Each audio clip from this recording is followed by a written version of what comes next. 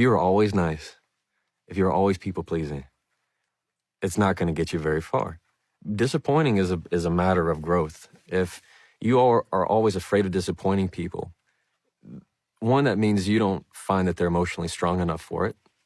Two, it means that you find yourself so important and vital to their mental health or through their life that you have to baby walk them, hold their hand through every single conversation. The clarity comes from being very direct with your words. You can still connect with them. Like my dad would say, if I had something that was bothering me and I didn't like what he said, I disagreed with what he had said, he'd say, well, you don't have to like it. You just need to understand it. I mean, it was good that he disappointed me very early, that it is very comfortable to do it's not comfortable at the outset. It gets more comfortable as you go because you realize they're going to be okay. Maybe they don't realize it, but I know they're going to be okay because that's what I mean he would do for me. Disappointing people is hard because everybody's a recovering people pleaser. Everybody likes to make everybody feel good, and there's nothing wrong with that. But disappointing people is necessary. It's necessary for asserting your boundaries. It's necessary for standing your ground. It's a necessary part of being who you are as a leader. If you people please everybody, then you're not the leader.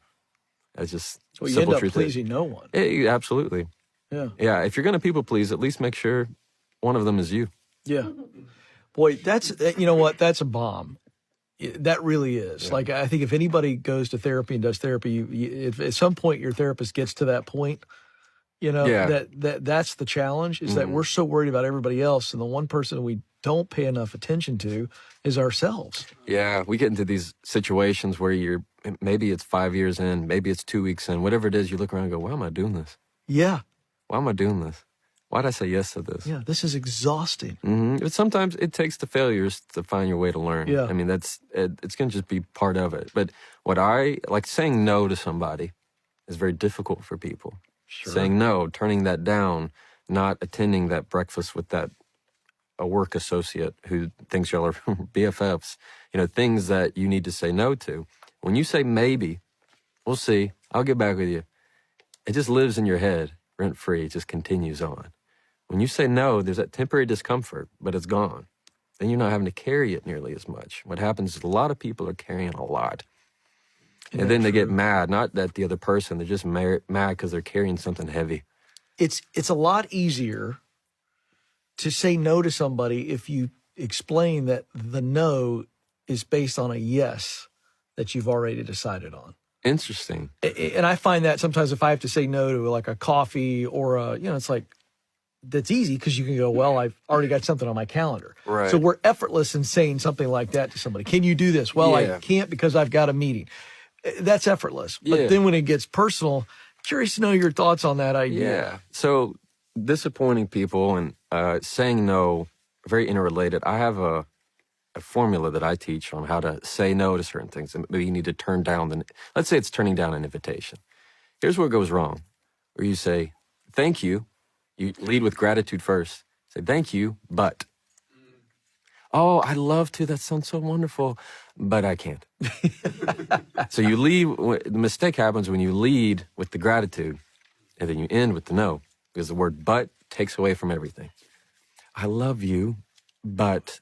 No, you don't. Oh, this is great. I think this is wonderful. This is the best thing ever. But what I'd love to see is it dismisses it. That's it puts really it down. good, With the word but has a way of deleting what you just said before it. So what you do is you flip it. Start with the no first, then end with gratitude. So when somebody says, invite you to something, say, I can't. That sounds wonderful. Thank you for inviting me. And if you want to end with kindness. I've heard that's a great place. Let me know how it is. But when you end it with the no, often people will ask for like a justification. Oh, why not? When you say, no, I can't. I'd love to, but I can't. It's kind of this expectation of, they're like, do you mean ask how you are or why you can't? Because some people are wanting them to ask. Or they give bad justifications. I'd love to, but I got to walk my cat, and I got this thing on the thermostat that it gets, Right. Yeah. and you come up with these very poor justifications that they go so long that the other person's like, you could have just said no. You know, I know you're not telling me the truth. Yeah. But if you're very, again, direct, clarity is kind. I can't make it. Thank you so much for inviting me. I've heard it's great. Hope it's a wonderful time. Yeah. Then that's it. Now you don't have to give any kind of justification. And now you don't have to take away the gratitude. Thank you so much for thinking of me. You mean that. Not like, thank you so much for thinking of me, but I can't.